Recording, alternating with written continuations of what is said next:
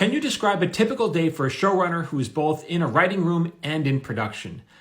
Not really. There really is no typical day, but I'll try just for a multi-camera sitcom. Let's say, and then which would be like Friends or Big Bang Theory.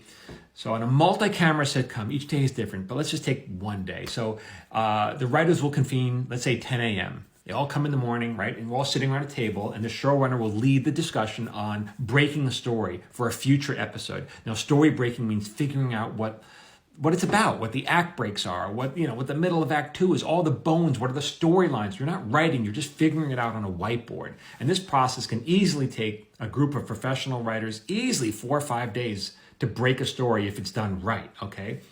And so the showrunner is in charge of all that. Then you have rehearsal, and that could be, let's say, 2 o'clock. It could be 4 p.m. It could be a network run through where the actors will stage what the show is, and the producers will be there, the network executives. And let's say it starts at 4 p.m. This could take an hour. Then the execs will give you notes, and if the notes might be light and they might be heavy depending on how good of a rehearsal it is, which means you'll come back to the writer's room at 6 p.m. Now you've been there a full day.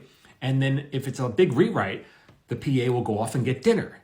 And this means at 6 p.m. you're starting your day's work for tomorrow because you have to rewrite the script for tomorrow's rehearsal at 6 p.m., all right? Which means you could easily be working till midnight, often till 2 in the morning or later. I've worked on some shows where you go even later, depending on how big of a rewrite it is.